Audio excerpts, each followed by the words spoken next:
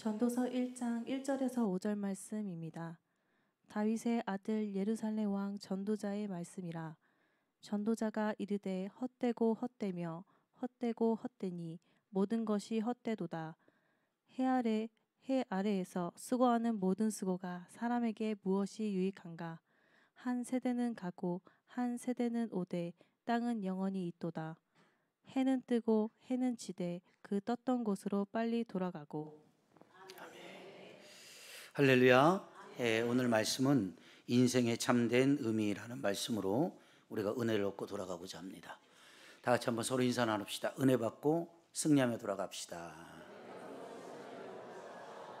네. 은혜 받을 준비 되셨어요? 네.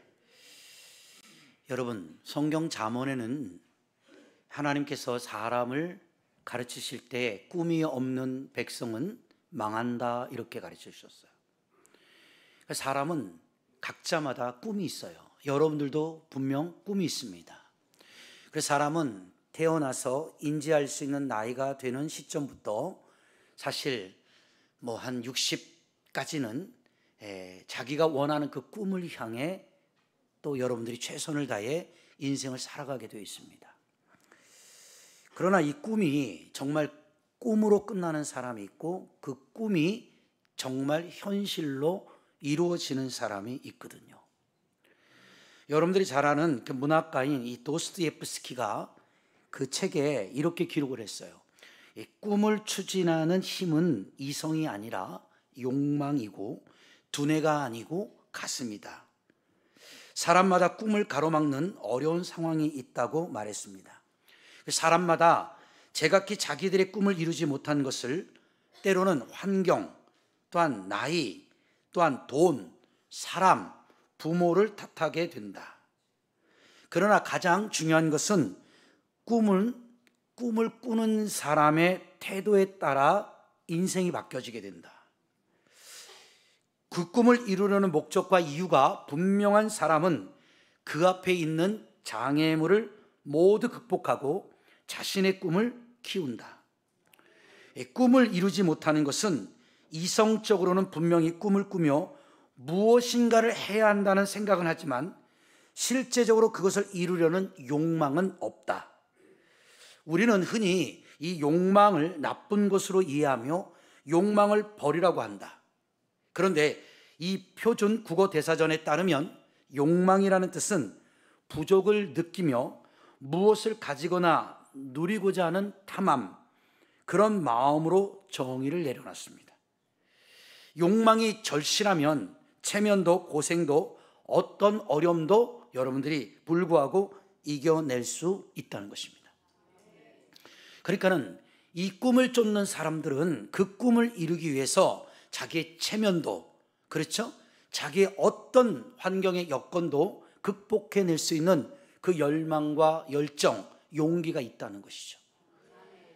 그런데 이 꿈은 큰데 그 꿈을 이루지 못하는 사람들의 대부분 공통점이 뭐냐? 열정이 없어요. 아니, 열정이 있다 할지라도 그것이 가로막히게 되면 금방 포기하거나 기브업하는, 손을 드는 성향성들이 있다는 거죠. 그렇기 때문에 꿈만 쫓다가 그냥 끝나버리는 거예요. 여러분, 잘 아시는 이 헬라 제국을 건설한 누가 있죠? 세계사 시간에 배웠죠.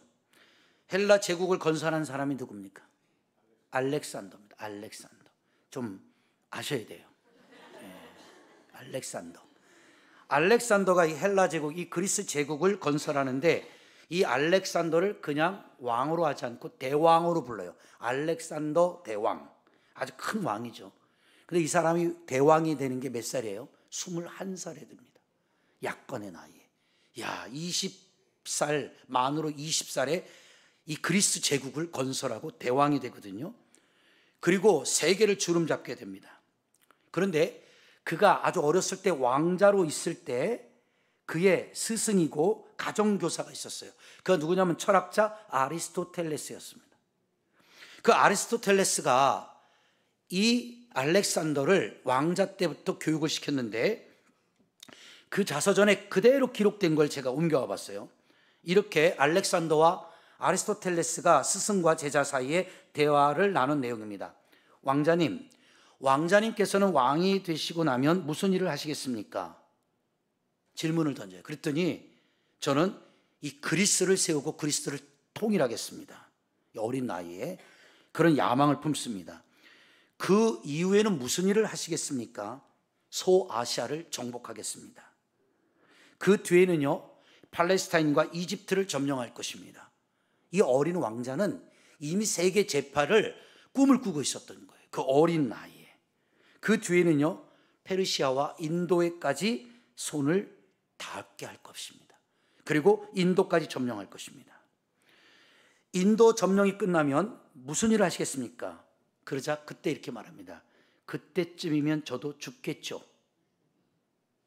그러자 아리스토텔레스가 말합니다. 그렇죠. 그렇게 멀리 돌아다니시다가 죽으나 지금 죽으나 별로 큰 차이가 없을 겁니다. 그 뒤에 여러분 잘 알다시피 21살에 그리스 제국을 세우고 13년에 세계 정복을 합니다. 13년 뒤에 33살에 말라리아에 물려서 열병에 죽어요. 그게 인생이라는 거예요. 그게 알렉산더가 쫓던 꿈의 결과라는 것이죠. 여러분, 많은 사람들이 그 꿈을 쫓아서 여러분들의 인생의 시간을 투자하고 여러분들의, 그렇죠, 생명 바쳐 최선을 다하고 살아가는 거예요. 한 주 한 주 살아보시면 알겠지만 너무 힘들잖아요, 우리가. 왜 힘들어요? 사는 게 힘든 거예요. 근데 왜 사냐? 왜 살아요? 한번 물어볼게요. 여러분, 왜 살아요? 대답을 안 하시나요? 그게 사니까 사는 거예요? 죽을 수 없으니까 사는 거예요? 다시 한번 옆분하고 인사해 보세요. 왜 삽니까?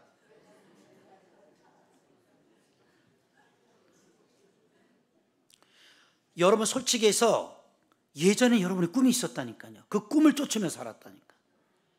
그런데 지금 여기 앉아 계신 이 약관의 나이는 20대들은 좀 빼놓고 30, 40대만 돼도요, 아, 내가 꾸던 꿈이 실현되기가 점점 사회 속에서 어렵구나라는 걸 체감하게 되는 겁니다.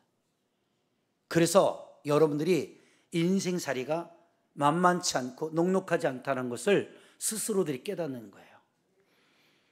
그래서 여러분들의 삶이 스스로 더 이상 나는 할 수 없구나 하고 포기하고 그냥 하루하루를 내게 주어져 있는 그러한 인생의 최선을 다해 사는 삶을 살아가고 있지는 않는가.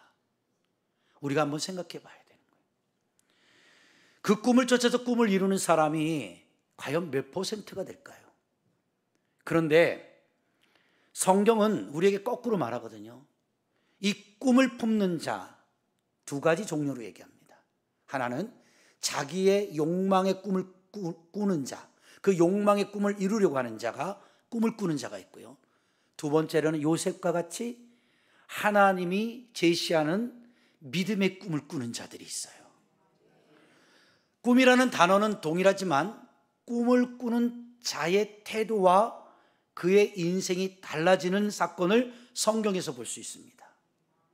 여러분, 자기 꿈을 꾸는 사람들은 자기 꿈의 세계를 알렉산더와 같이 꿈을 꾸다가 결국 그 사람은 럭키에서 그 꿈을 이뤘지만 아이러니하게 33살 짧은 나이에 그 모기 한 마리에 물려서 그 위대한 정복자가 사망하였다는 거잖아요. 그러나 요셉은 17세에 하나님이 주신 꿈 때문에 고난과 역경을 당하였지만 그 고난과 역경 가운데 믿음으로 잘 이겨냄으로 인하여 30세에 애굽의 총리가 되고 이스라엘과 전역을 기근에서 구원하는 구원주의 역할을 감당하는 믿음의 일꾼이 될 수 있었다는 것입니다. 저와 여러분들은 이 땅에 살아가는 동안 수없이 많은 꿈을 꿀 것인데 오늘 제가 여러분에게 제시하는 꿈은 여러분의 욕망과 여러분들의 그러한 야망을 이루는 꿈을 말하고 싶은 것이 아니라 하나님이 주시는 은혜의 꿈, 믿음의 꿈을 꾸는 여러분들이 되셨으면 좋겠다는 것입니다. 내가 꾸는 꿈이 나의 욕망을 이루는 꿈이 아니라 나에게 주신 그 꿈이 많은 사람들에게 덕이 되고 은혜가 되고 나눔이 될 수 있는 그 축복의 꿈을 꾼다는 것은 얼마나 큰 축복이 아닐 수 있겠냐는 것이죠. 여러분, 오늘 본문의 저자인 솔로몬은 그쵸? 하나님 앞에 정말 감동을 끼칠 수 있을 만큼 축복된 자였다는 사실을 성경에서 볼 수가 있어요. 이 솔로몬은 어려서부터 하나님을 너무 사랑했죠. 그리고 나서 열왕기사 3장 9절에 보면 천번제를 드려가면서 하나님을 경외했던 왕으로 소개가 되고 있습니다. 자, 그런데 하나님이 그 천번제에 솔로몬의 그 지극한 은혜와 그 정성을 보시고 솔로몬에게 꿈에 나타나시는 거예요. 하나님은 여러분의 꿈을 가끔 이용하실 때가 있거든요. 여러분들이 꾸는 개꿈 말고, 로또 맞는다고 해서 똥꿈 꾸려고 그러지 말고, 돼지꿈 꾸려고 그런 꿈 꾸지 말고, 하나님이 여러분의 꿈을 개입하셔서 여러분의 꿈을 통해서 비전을 제시할 때가 있거든요. 믿습니까? 그래서 꿈이 없는 백성은 망하는 거예요. 그런데 이 솔로몬의 꿈에 하나님이 나타나셔서, 쉽게 표현할게요. 솔로몬아, 너의 믿음의 정성이 나를 감복시켰다. 야, 나 너 때문에 큰 감동을 받았어. 그러니 네가 원하는 게 뭐니? 네 소원을 내가 들어주마. 하나님이 여쭤보시는 거죠. 물어본 겁니다. 그랬더니 솔로몬이 뭐라고 그래요? 나라의 축복이나 물질의 축복이나 번영을 요구하는 것이 아니라 하나님의 백성을 잘 다스릴 수 있는 지혜를 달라고 기도하잖아요. 하나님이 거기 감동을 받은 거예요. 그리고 나서 지혜를 줄 뿐만이 아니라 내가 너로 약속하는데 너의 사는 날까지 전쟁이 없을 것이며 평화의 왕이 될 것이며 물질의 축복된 자가 될 것이며 너가 나라를 다스릴 때 태평성대를 이루는 그러한 통치자가 될 것이다. 하나님이 다 줘버리시는 거예요. 우리는 여기서 깨달아야 돼요. 아, 하나님의 마음에 합하게만 살면 하나님은요 다 줘요. 다 줘. 믿습니까?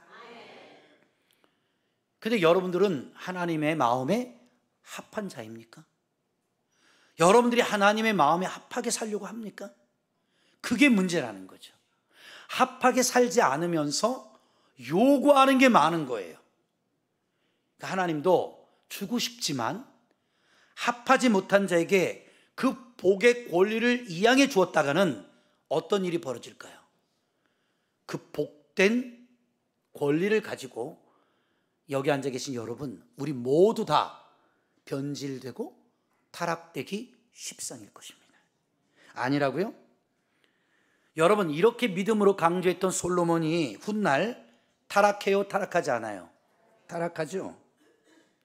그가 타락합니다. 그래서요, 호위무사 자기 주변에 경호원만 12,000명을 둬요. 뭐가 그렇게 무서운지 놀래지도 않아. 부인도 한두 명이 아니야. 첩까지 1,000명을 둬. 1,000명. 힘도 좋아. 근데 이렇게 변질되고 이렇게 타락되거든요. 근데 성경 신학자들은 이 솔로몬의 타락을 이렇게 지적을 합니다. 뭐라고 하냐면 솔로몬이 힘들고 어리고, 그렇죠, 순수했을 때는 하나님을 의지하였지만 왕이 되고 권력을 갖고, 그렇죠, 부와 명예와 모든 것을 갖고 난 후에 변질되기 시작했는데 이것을 줄여서 이렇게 말합니다. 잘 됐을 때 망하더라는 겁니다. 아, 제가 설교 준비를 하면서 깨달은 게 뭔지 알아요? 성도들이 똑같은 거예요. 가난할 때는요, 타락할 수 있는 시간과 물질의 여유가 없어요. 힘들 때는 먹고 사느냐고요? 정신없어요. 언제 여러분이 변질하고 타락되느냐? 돈 벌기 시작하면서. 뭔가 이제 돈 좀 벌기 시작하고 뭔가 좀 잘 되기 시작하면 사람의 마음이 떠요. 그리고 여러분이 생각하죠. 이렇게 돈이 계속 평생 벌릴 것 같죠?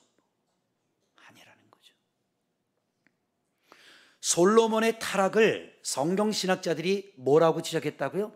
잘 될 때 미끄러지더라는 거예요. 자, 한번 생각해 보세요. 우리가 가난하고 어려울 때는 하나님, 늘 하나님께 기도하잖아요. 하나님, 이 사업 좀 축복해 주시고, 가정 좀 축복해 주시고, 내 인생 좀 축복해 주시고, 이 어려운 장사도 좀 잘 되게 해주시고, 이렇게 뭔가 하나님 앞에 간절히 매달리는 어때요? 시간이 있단 말이에요. 그런데 여러분들, 죄송한 얘기지만 어느 날부터 여러분들이 그 기도가 응답이 돼서 잘 되기 시작했어요. 그 잘 되면 뭐예요? 바빠지기 시작하죠. 그리고 어떻게 돼요? 바빠지기 시작하다 보니까 이제는 기도하는 시간도 없어지는 거예요. 간구하는 시간이 없어지는 거예요. 예배 시간도 점점 여러분들이 나오기 힘들어지는 거예요. 하나님과 교제하는 시간이 점점 줄어드는 거예요. 왜? 돈이 너무 잘 벌리니까, 너무 바쁘니까. 그런데 여러분 생각해 보세요. 그게 영원할 것 같습니까? 사람은요, 제가 인생을 60 다 되도록 살아보니까 저도요, 돈이요, 셀 수 없을 만큼 엄청 들어온 적도 많아요. 여러분들이 상상할 수 없는 돈들이. 제가 뭔가를 하기 시작하면 돈이 어마어마하게 붙는 거예요. 그런데 사람은요, 돈이 들어올 때가 있으면요, 신기하대요. 이상하게 다 그것이요, 나갈 때가 또 있어요. 무슨지 아세요? 여러분들이 지금 이해를 못하는 건 들어와 본 경험이 없어. 내게 막 이렇게 물질이 엄청 들어와 본 경험이 없단 말이야. 모르는 거예요, 그거를. 그런데 여러분 생각해 보세요. 우리가 인생을 살아보면 돈이 벌릴 때가 있거든요. 제가 도남동에서 개척하고 7년 만에 그 미아리 고개에 이렇게 올라가다 보면 삼성 아파트 단지에 상가가 있었어요. 저희가 그때 개척교회만 할 때만 해도 목사님들이 꿈이 뭐냐면 아파트에 상가교회만 가도 성공했다고 그랬어요. 그걸 상가교회를 아파트 단지 내에 그 상가 하나만 얻으면 정말 목회의 한 60%의 꿈은 이뤘다라고 생각했거든요. 그래서 기도를 해서 돈 20만 원 가지고 계약을 해서 상가로 올라갔어요. 하나님이 역사하셨지만 그 상가에서 목회를 하는데 어느 날 그 도남동에서 그 상가의 옆에 있는 삼성 아파트가 제일 비싼 아파트예요. 근데 그 아파트에서 전도를 하고 있는데 중학교 동창을 만났어요. 준모야, 너 오래간만이다. 야, 너 웬일이야? 나 여기로 이사 왔어. 야, 너 돈 좀 벌었나 보다. 제가 그랬어요. 돈 좀 벌었지. 그래요. 근데 이 친구는요, 중학교 3학년 때까지, 제가 홍익 사대부중고를 나왔는데 중학교 3학년 때 전교 꼴등이었어요. 중3 때까지 아주 인간 취급을 못 받던 애예요. 아주 멍청하게 짝이 없고 중3 졸업할 때까지 진짜 한글을 제대로 띄지도 못할 만큼 진짜 똘팍이라고 그랬어요, 우리가. 근데 허우대가 키가 1m 90이야. 허우대만 멀쩡해. 그래서 선생님들이 너는 공부에 재능이 없으니까 운동을 해라, 운동. 그 키를 가지고, 피지컬을 가지고 운동을 시켜봤는데 머리가 안 되니까 운동도 안 돼. 그래서 어찌됐던 그 중3 때 헤어지고 나서 한 30대 후반에 만났으니까 한 15년 정도 후에 지나서 만난 거예요. 우연치 않게. 그런데 그 당시에요, 벤츠 골드 클래스를 타고 다니는 거예요. 아주 놀래봐. 지금 벤츠라고 해도 뭐 지금은 좀 싸졌지만 옛날 15년, 20년 전에 벤츠는 막 진짜 성공의 그 별 달고 다니는 차는 부의 상징이야. 근데 얘가 30 몇 살에 그 벤츠를 타고 다니는 거야. 좀 그래야 내가 설교할 맛이 날 거 아니에요. 그래서 야, 너 성공했구나 했더니 자기가 고등학교도 제대로 졸업 못하고 빈둥빈둥 노는데 여자를 하나 만났어. 근데 그 여자가 그 고등학교 졸업하고 올라와서 저 동대문에서 그냥 제3류 디자이너, 옷 이렇게 디자인하는 그러한 시다로 들어가서 열심히 옷 그런 거 아시죠? 왜 명품 옷 한 벌 사다가 그 뜯어가지고 짝통 만들어내는 거야. 이제 그런 디자이너부터 했단 말이에요. 이제 이 친구가 그래서 하다가 이 친구가 이제 땡처리 되는 그 동대문에서 나오는 티들, 옷들 1,000원짜리 이런 걸 막 모아다가 차에 싣고 다니면서 막 1,000원 땡처리 막 팔고 그러던 친구예요. 그랬는데 이 여자를 만났네. 동대문에서 땡처리 하다가. 그래 둘이 결혼을 했는데 이 여자친구가 고등학교 때 나오면서부터 그 밑바닥부터 디자인 했잖아요. 어느 날 이 친구가 자기가 디자인을 한 거예요. 근데 그게 대박이 터졌네. 자기가 디자인한 게 3개, 여자가 디자인한 게 3개가 터진 거야. 돈을 2년 만에 30억을 벌었대요. 2년 만에. 그렇죠? 근데 이게 동대문에서 이게 옷장사 하는 분들 그게요. 우습게 보면 안 돼요. 그때는 온라인이 없던 시절인데도. 그런데 이제 내가 물어봤어요. 근데 돈이 어떻게 잘 벌되나 했는데 야, 참 미안하다. 야라하면 안 되지. 목사 됐으니까. 목사님, 그래요. 밥을 사주면서 그 신기하더라. 왜? 했더니 자판대를 자기가 앞에 동대문에 3개를 딱 깔아놓은대. 그 동대문 시장 가보시면 요만한 칸막이들 부스 있죠. 그 자판대를 3개를 사가지고 옷을 쫙 깔아놓은대. 그러면 자기 옷들하고 비슷한 옷들이 옆에 쫙 깔려 있단 말이에요. 근데 돈 벌 때가 되니까 신기하게요. 자기 집에만 와서 그 물건 사간다는 거예요. 보따리 아줌마들 있죠. 전라도에서 올라오고 경상도에 올라오고 이 보따리 아줌마들이 올 때 막 2,000장, 3,000장, 뭐 많게는 5,000장 이렇게 뛰어가거든요. 수출하는 분들은 10,000장 이렇게. 그런데 똑같은 자판대 똑같은 옷들이 있는데도 자기 집으로만 들어온대. 그 나중에는 귀찮아서 옆집 가라고 그랬대. 아니 안 간대. 줄 서갖고 계약할 때까지 기다렸다가 그 옷을 사간다는 거예요. 그러니까 돈 버는데 2년 동안 진짜 미친 듯이 돈이 들어오더래. 그리고 2년 만에 한 30억을 벌었대. 부럽죠? 그래서 이 친구가 밥을 사주고 나서 야 피곤한데 내가 오늘 목욕도 시켜줄 테니까 목욕탕 가자 그래. 목욕을 갔는데 난 처음 봤어요. 벨트를 딱 보는데 벨트가 금이야. 황금 벨트 나 처음 봤어 그때. 그래서 야 너 이거 벨트가 이거 몇 끼 한 거냐? 그랬더니 픽 웃더라고. 야 이게 몇 끼겠냐? 이 금이 몇 돈이냐 그랬더니 이 벨트 앞대가리에 끼는 거 20돈이래 20돈. 황금 벨트를 차고 시계도 황금 시계, 팔찌도 황금, 온몸이 황금이야. 옷을 벗었더니 목이 이렇게 되도록 황금을 달아놨어. 그래서 걔 별명이 어느 날부터 골드맨이 됐어요. 골드맨. 근데 야 이 친구가 이렇게 돈을 많이 버니까요 친구들끼리만 공부 잘하고 못하고 소용없어. 꼴등하고 똘파기고 소용없어. 다 부러워해.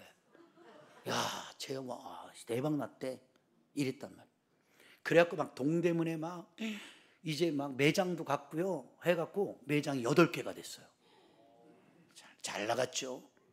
그리고 나서 한 5, 6년이 지났어요.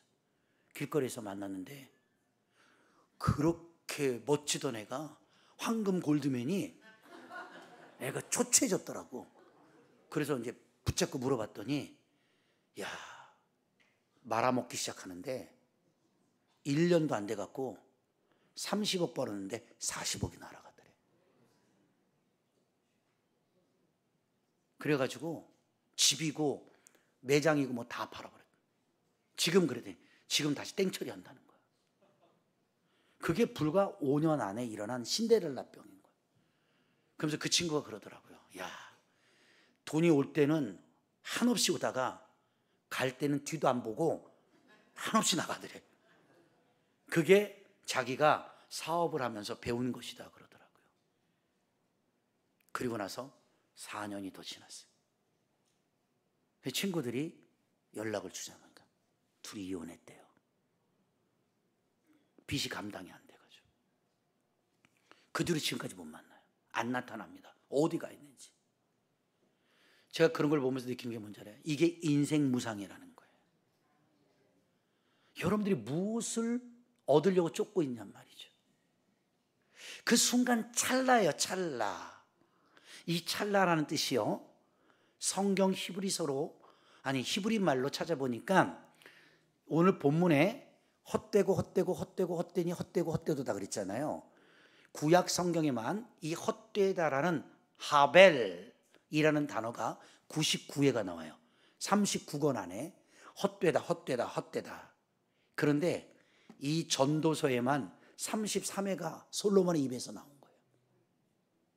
그 부귀 권력 왕권을 다 가진 왕이 뭐가 아쉬워서 하벨 헛되다 헛되다 헛되다. 39권 성경 전체 내용 안에 99번이 기록되는 이 하벨이라는 단어가 솔로몬 입에서 전도서에만 33번이 나왔다니까. 그래서 이 하벨이라는 단어를 찾아봤어. 이게 무슨 뜻인가 그랬더니 이렇게 지혜롭게 잘 표현했어요. 한겨울에 춥잖아요. 추워요 안 추워요? 춥죠? 그러면 손이 추울 때 여러분 어떻게 돼요? 손을 후 이렇게 불죠? 혹은 후 이렇게 입김을 내뿜지요? 그러면 겨울에 보면 입에서 입김을 후 내뿜으면 하얀 증기가 나가죠, 우리 입에서. 그거 순간 보이다가 없어지죠? 그게 하벨이라는 뜻이에요. 그러니까 헛되고 헛되고 헛되다라는 뜻이 뭔지 알아요? 숨 뱉으면 겨울에 그게 살짝 보였다가 증발돼 버리는 거, 없어지는 거예요. 그게 솔로몬의 자기 인생이었다는 거죠. 그러면 이 솔로몬의 자기 인생이 왜 하벨이 되었을까? 어렸을 때부터 하나님을 경외했을 때는 하나님께로부터 지혜도 얻고 물권, 영권, 인권, 나라의 권력과 더 나아가 태평성대의 축복을 다 받았던 그 솔로몬이 왜 오늘 이렇게 초췌한 자가 되고 말았을까? 딱 하나죠. 성경 신학자들은 그걸 딱 하나로 얘기합니다. 하나님을 놓쳤기 때문이다. 여러분, 하나님을 놓치는 자가 되지 않길 바랍니다. 제가 수없이 간증도 해봤지만 우리 이 교회를 지어준 회사가 있어요. 사닥다리 종합건설. 제 친구 목사의 그 교회 장로입니다. 근데 그 장로가 감리교 장로님이신데 37살의 장로가 되셨어요. 근데 이 친구가 건축학과를 나와서 그냥 회사 다니면서 그 당시에 240만 원씩 직장 생활을 했어요. 그러던 어느 날 담임 목사님이 그 젊은 청년을 불렀어. 너 이리 좀 와라. 목사님, 너 240만 원 갖고 어떻게 하나님의 일을 감당할 수 있겠니? 그만두어라. 사표 쓰고 네 아버지가 동네 조그만 이런 건축 인테리어 맡아서 일을 하니 아버지하고 좀 연합해서 차라리 그냥 인테리어하고 이런 거 하면은 회사 다니는 것보다 나을 것 같아. 그래서 이 친구가 목사님 말에 아멘하고 순종하고 사표를 쓰고 자기가 이제 건축가를 나왔으니까 이제 설계도도 그릴 줄 알고 해서 동네에 구멍가게들 인테리어를 해주기 시작을 했어요. 그래서 뭐 황태해장국집 뭐 이런 것들 이렇게 조금씩 이제 칸막이도 막아주고 아주 이제 잡스러운 일들을 한 거죠. 그러고 나서 이제 이 사람이 그리스도인이니까 열심히 교회의 욕을 먹이지 않고 하나님께 영광 가리지 않으려고 최선을 다해서 정성껏 이제 해주다 보니까 소문이 나기 시작을 한 거예요. 소문이. 그래서 어느 날 이제 돈을 좀 벌기 시작하니까 목사님한테 부탁한 거예요. 목사님, 제가 건설사를 하나 해보려고 하는데 이름 좀 줘주세요. 그래서 하늘과 땅을 연결하는 게 야곱의 사닥다리잖아. 사닥다리. 하늘의 것과 땅의 것을 연결해주는 그러한 자가 되라 해서 사닥다리라는 이름을 줬어요. 그때부터 이 친구가 하나님 앞에 아무리 인테리어가 바쁘고 힘들어도 기도하고 예배하는 일에 빠지질 않아요. 그리고 나서 세월이 지납니다. 그리고 나서 이제 동네에 그 허드렛 일을 하던 사람이 목사님 소개로 조그만한 동네에 교회 하나를 짓기 시작했어요. 쬐끄만 교회를. 그게 시작이 되기 시작하면서 이제 이 교계 안에 목사님들 입과 입 사이에 소문이 나기 시작하는데 사닥다리에다 맡기면 사기치지 않는다. 그리고 정말 최선을 다해서 믿음으로 져준다. 이게 소문이 나기 시작해서 종합건설이 되었는데 1년에 지금 매출이 얼마까지 올랐냐면 저번에 작년에 만나서 물어보니까 한 달에 1,000만 원, 2천만 원 하던 회사가 한 14, 15년 만에 지금 한 1,500억? 1,500억 정도 수주를 맡는 중견 건설회사로 성공이 됐어요. 그런데 이 친구가 성공하는 그 비결을 보니까 다른 거 다 필요 없어요. 정직하게 짓고 다 중요하겠죠. 공법도 중요하고 한데 이 친구의 사상은 하나님 앞에서 집을 짓고 하나님 앞에서 내가 최선을 다한다. 그래서 열심히 하나님을 섬기고 최선을 다하니까 하나님이 거기다 복을 주기 시작하는 거예요. 그런데 이 친구의 사업 마인드가 얼마나 대단하냐면 제가 우리 교회가 부흥될 때 그 친구 한번 모셔다가 간증을 하려고 했었어요. 여기 이제 사업가들도 계시고 비전을 좀 주려고. 그런데 코로나가 터져서 못했지만은 이 친구가 예를 들어볼게요. 어떻게 사업을 하냐면 자, 인도네시아에서 빌라를 건축해 달라고 문의가 옵니다. 그러면 이제 인도네시아로 갈 거 아니에요. 그럼 월요일부터 출장을 갑니다. 그럼 목사님한테 말을 해요. 목사님, 저 월요일 날부터 인도네시아 한 500억짜리 빌라 계약권 때문에 외출을 잠시 해야 되겠습니다. 다녀오십시오. 말도 안 해요. 그냥 다녀오십시오. 그런데요, 신기하죠? 그 500억짜리를 수주하려면 최하 거기 있는 사람들하고 정부기관 뭐 등등 다 만나야 되기 때문에 2, 3주 시간에 약 한 달의 시간이 소요가 돼요. 이 바이어들하고 계약을 해야 되니까. 근데 주일날 돼 있으면 인도네시아에 있어야 될 장로가 예배당에 앞에 와서 앉아 있는 거예요. 이거 목사님이 깜짝 놀라서 물어보는 거예요. 아니, 장로님, 어떻게 어저께 토요일 비행기 타고 왔습니다. 그리고 예배 드리고 저녁 비행기로 다 갑니다. 그 친구가 해준 말이 뭔지 알아요? 하나님을 섬길 때 단 한 번도 주의를 어겨본 적이 없대요. 자기는 미국에 가서 사업을 해도 주일날은 본교회로 돌아온다는 거예요. 이게 여러분들에게 위기감을 주려고 하는 게 아니라 성공하는 사람은 아까 그랬죠. 도스토옙스키가 한 말이 꿈을 꾸는 자의 태도가 틀리다는 거예요. 이 복을 받는 사람들은 복 받는 태도가 틀려요. 여러분 한번 생각해 봅시다. 이렇게 설명하면 좀 쉽겠죠. 내가 여러분을 무시하듯이 얘기를 해요. 기분 나쁘죠. 근데 내가 여러분을 존중해요. 그럼 여러분 좋죠. 상호간에 존중이 되겠죠. 사람도 이렇잖아요. 하나님도 똑같아요. 하나님이 뭘 보는 거예요?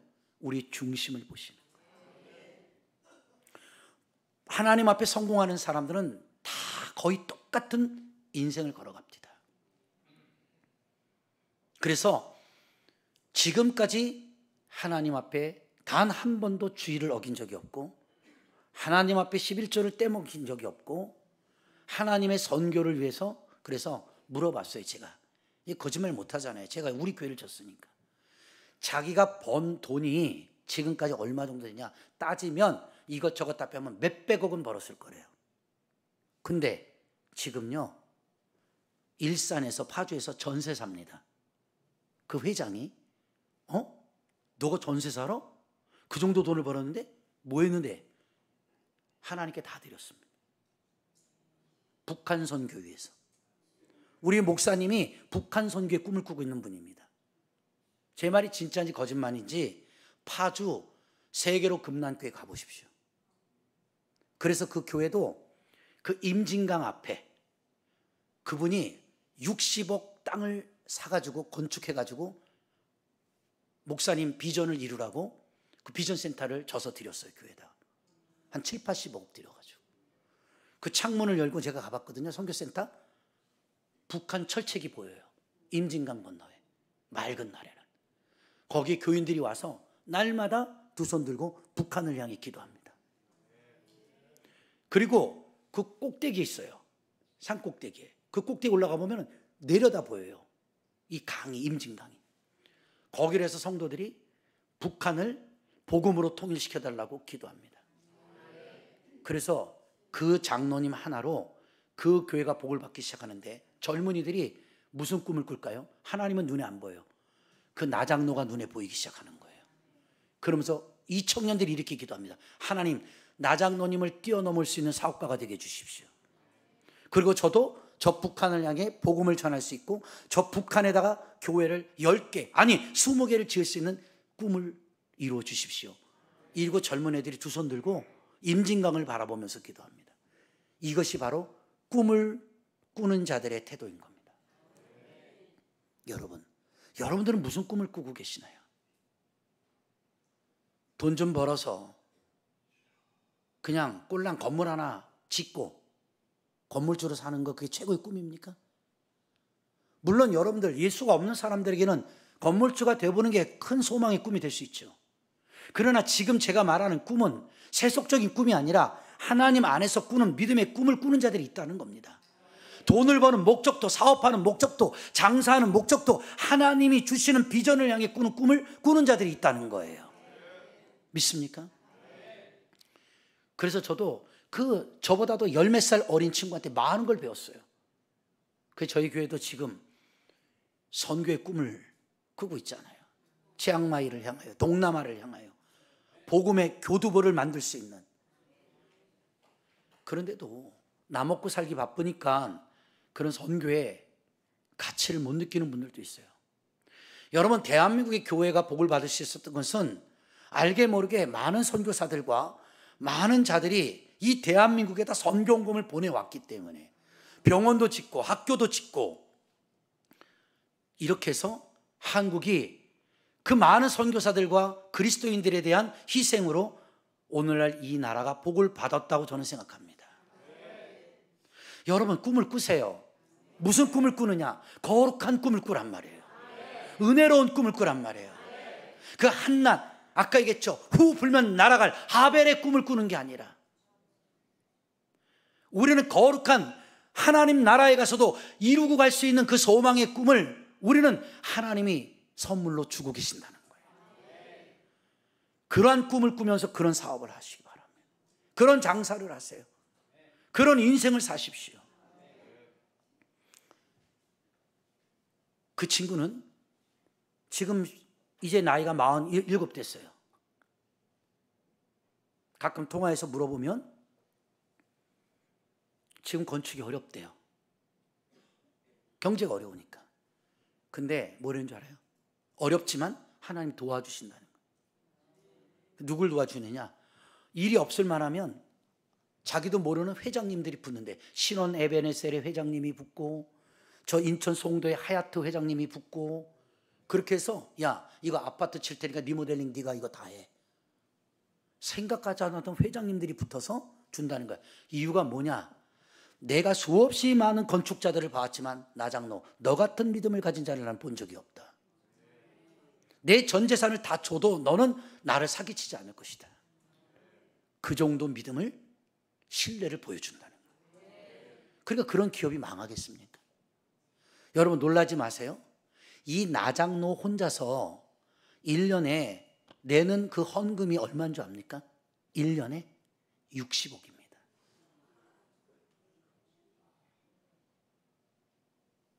그 교회가 그러니까 이 어려운 가운데도 더 크게 지금 건축하고 있잖아요. 그 건축 누가? 나장로가 맡아버려요. 목사님 신경 쓰지 마세요. 어차피 하나님 나라를 위해서 건축 회사가 세워진 거니 하나님 영광을 위해 지어드리겠습니다. 저도 요즘 기도합니다. 우리 교회도 나장로가 오도록. 우리 교회 지금 나장로는 저기 한 분밖에 안 계시네. 나윤택 집사님이라고 같은 낯이에요. 난 나장로님이 됐으면 좋겠어. 옆 사람 보고 있어요. 당신이 꿈을 이루는 나장로가 되십시오. 멋지지 않아요? 멋지죠? 여러분, 장사를 하든 사업을 하든 하나님 안에서 꾸는 꿈을 꾸는 자들은 세상과 타협하지 않아요.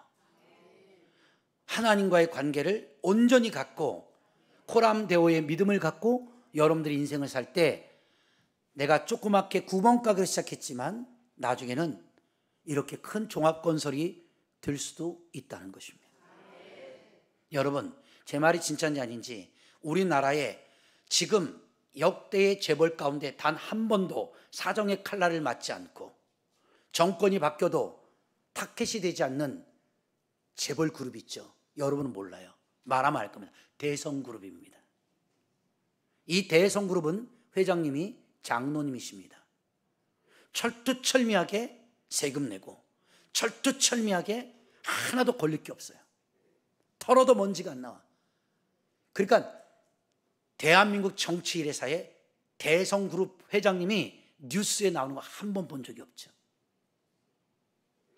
여러분, 유한양행 그시요 아시죠? 안티프라민 가지고 재벌이 됐죠.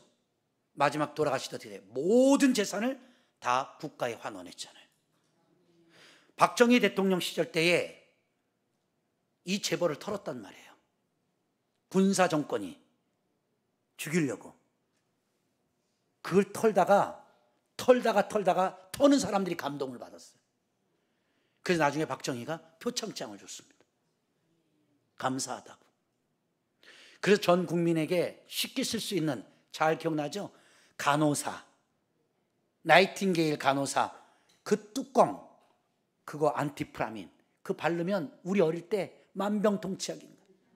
그거 바르면 다 그냥 통증이고 뭐고 다 그 어마어마하게 번 유한의 모든 재산을 얻다가 대한민국에 헌신한 겁니다. 이런 분들이 있기 때문에 복을 받는 거예요. 여러분, 여기 계신 젊은이부터 나이 드신 분들까지 사업하는 분들, 이런 은혜의 꿈을 좀 꾸어보시라는 거예요. 그냥 요만큼 종재기 벌어먹는 걸로 만족하고 감사하지 말고. 아셨죠? 옆 사람 인사하세요. 꿈을 꾸는 자가 복을 받습니다. 근데 물질도요, 지나보면 지켜줘야 되는 거예요. 제가 오늘 이 꿈에 대해서 설명해 드리는 거예요. 제가 부흥사로 나갈 때에 여의도 순복음에서 전화가 왔어요. 목사님, 네, 저희 오늘 기업인 실업연합회가 있는데 거기에 목사님 좀 강사로 와주셔서 설교를 좀 한번 해주세요. 그래요. 야, 이 여의도 순복음교회에 기업인들 실업 예배 가는 거는요, 웬만한 목사 못 갑니다. 진짜 나는 분들이 가요. 근데 제가 초대를 받았다고. 좀 놀래봐. 그래서 설교를 딱 끝났더니 한 분 장로님이 다 끝나고 나고 맨발로 뛰어나오는 거야. 목사님, 오늘 너무 은혜를 받았대. 그래서 고맙습니다 했더니 그러지 마시고요, 몇 월 며칠 시간 있으세요? 그래요. 왜요? 그랬더니 저희 회사에 오셔서 목사님 설교 좀 부탁드립니다. 저희는 매일 아침 7시에 모든 예배를 통해서 시작한대, 회사가. 지금이야 뭐 9시 뭐 10시도 가고 그러지만 예전에는 막 회사들이 일찍 여는 회사들 많았거든. 그래서 7시에서 7시 반 사이에 예배가 시작이 된다는 거야.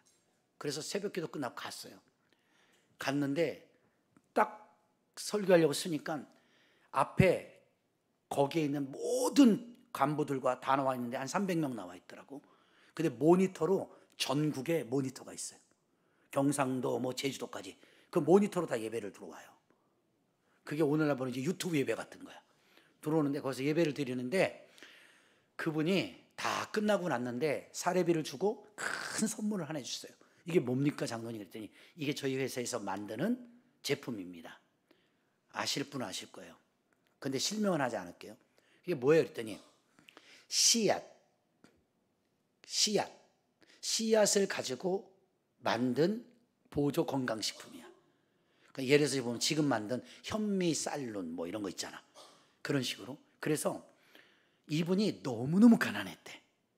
그래서 진짜 자살하고 싶을 만큼 가난했는데 하나님 앞에 기도원에, 순복음 기도원에 올라가서 오살리에 가서 금식하고 기도하는데 갑자기 성경 보는데 하나님이 지혜를 줬는데 창세기 1장을 읽고 2장 읽다가 사업이 팍 떠올랐대. 그게 뭐냐면 하나님이 사람에게 보세요. 에덴 동산에서 생명실과를 줬잖아요. 그리고 풀과 채소를 먹게 했단 말이에요. 이것이 무병장수의 원인이 된다는 것을 성경을 통해 깨달은 거예요. 그럼 우리 사람들이 왜 병에 걸리냐, 암에 걸리냐, 육식 많이 해서 그렇거든요. 그죠? 너무 여러분 고기 태워 먹어서 암 걸리는 거예요. 근데 어저께 통계학으로 보니까 미국이 고기 소비량이 99%였다면 한국은 1970년도에 15%였대요. 왜? 가난하니까 고기 먹을 돈이 없는 거예요. 그러던 이 통계학이 올라오기 시작하면서 지금 2025년도에 120%가 됐어요. 미국을 뛰어넘었습니다. 한국 사람들 고기 없으면 안 먹어요. 이제는 무조건 고기예요. 그래서 뭐예요? 대장암. 이 암이 많이 발생되는 거거든요. 그러니까는 이 육식으로 인하여 병이 온단 말이에요.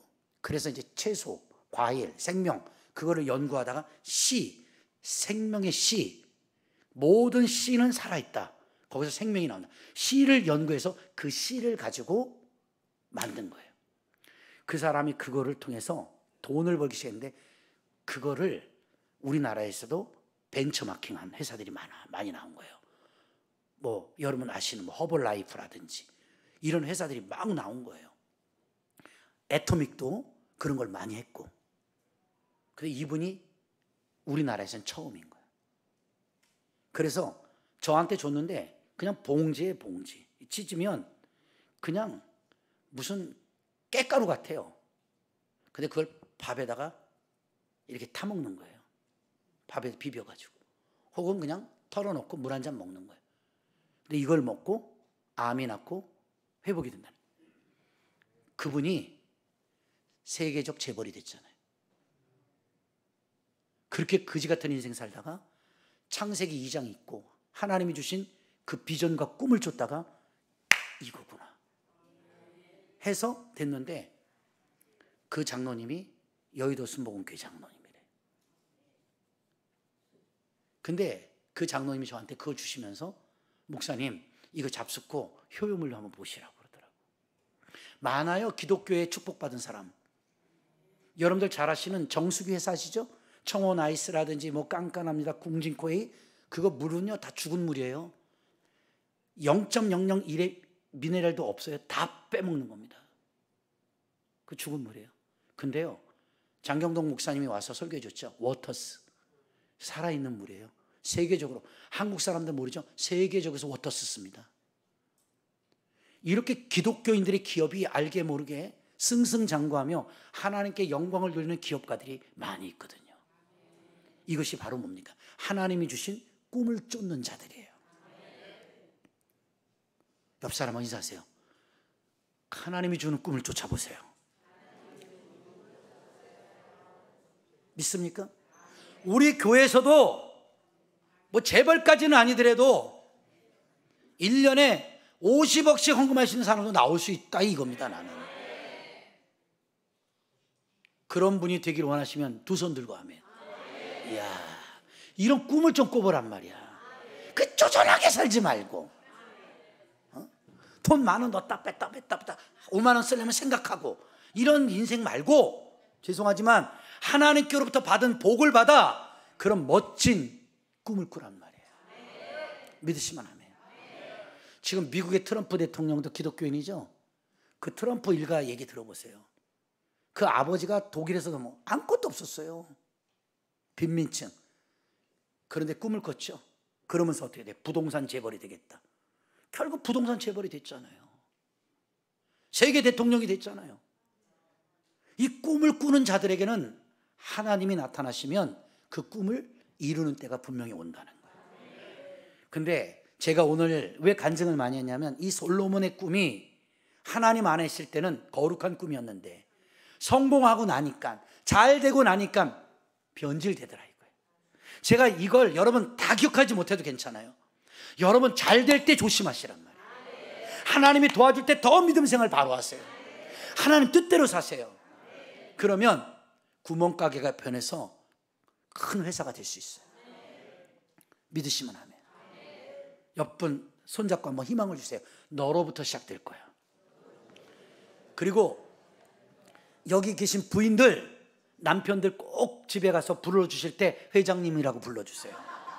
김 회장님, 조 회장님, 나 회장님. 아무리 여러분들이 이렇게 회장님 불러서 뺨 맞는 경우 없어요. 아시겠어요? 아무리 여러분 회장님 불러주면 못해도요, 동네 마을 회장은 할 수 있어요. 부녀회 회장도 할 수 있고. 웃기는 소리 같지만 여러분 자꾸 있잖아요. 믿음의 꿈을 꾸고 믿음으로 선포하는 자에게는 하나님이 그 꿈을 꾸시는 자에게 현실로 이루어지게 하는 역사예요. 요셉에게 꿈을 줬잖아요. 13년 뒤에 그가 애굽을 다스릴 그런 권력자가 될 거라고 요셉은 생각했을까요? 근데 그 권력자가 되기까지 요셉은 뭐예요? 형제들에게 배신당합니다. 그 다음에 보디발 장군 집에 가서 보디발 와이프에게 누명을 씌웁니다. 그리고 감옥까지 가죠. 술 빚는 관원과 떡 빚는 관원을 만나 꿈을 해몽해 줬더니 그들이 그를 기억하지 않고 배신합니다. 그리고 살다가 나중에 어떻게 때가 되니까 그 믿음을 놓치지 않으니까 어때요? 바로가 꾼 꿈을 해석하지 못하여 마지막에 깨닫잖아요. 술 빚는 관원이 그때 떠올리는 거예요. 맞아, 나 옥중에서 만났던 요셉이라는 사람이 있습니다. 그 젊은 친구가 꿈 해몽을 그렇게 잘합니다. 바로시요, 요셉을 불러 한번 대화를 나눠보세요. 그 바로의 꿈 얘기를 들었던 요셉이 그 순간 하나님이 주신 지혜로 꿈을 다 해몽하잖아요. 믿습니까? 그리고 나서 어떻게 돼요? 이 인장 반지를 빼주면서, 왕권을 빼주면서, 나는 너보다 자리만 높을 뿐 모든 권력은 네가 가져라. 그리고 네가 이 문제를 해결해라. 애굽을 다스리는 총리가 되지 않습니까? 하나님이 주시는 꿈을 꾸고 그 꿈을 쫓는 자들에게는 누가 하신다? 지금은 힘들어도 하나님이 하신다. 여러분이 그걸 믿는 게 믿음인 것입니다. 아셨죠? 제발 꼭 부탁합니다. 좀 잘 된다고 변질되지 마십시오. 바빠졌다고 핑계 대지 마십시오. 그러다가 죄송하지만 막혀버리면 어떡할 거예요? 그래? 네가 바빠서 나를 만날 시간이 없구나. 그럼 안 바쁘게 해줄게. 왜? 너무 바빠서 나를 못 만난다며. 그래서 여러분들 지금 안 바빠지는 분들 많아 여기. 이런 것을 여러분들을 가르치고 공격하는 설교로 듣지 마시고 깨달음으로 들으세요. 그렇구나, 내가 아무리 바빠도 하나님을 섬기고 하나님 앞에 최선을 다하는 일은 게을르면 안 되겠다. 그러면 성경은 이해하면 더 바빠질 겁니다.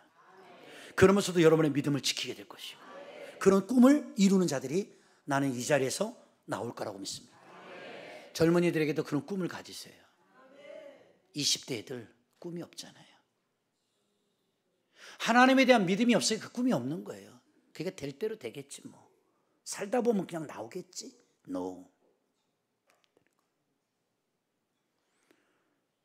사랑하는 여러분, 꼭 하나님 앞에 여러분 자신을 깊이 반성해 보시고 하나님 앞에서 성공만을 욕심부리는 자가 아니라 성공할 수 있을 만한 태도를 갖추시고 그 태도를 통해서 하나님 앞에 영광 돌리는 기업가들, 사업가들, 장사, 비즈니스맨들 다 나오기를 주 이름으로 축원합니다. 할렐루야. 다 같이 인사하세요. 당신이 그럴 자격이 돼. 그래서 은혜는 태도부터 오는 거예요. 태도. 축복은 태도부터 오는 겁니다. 이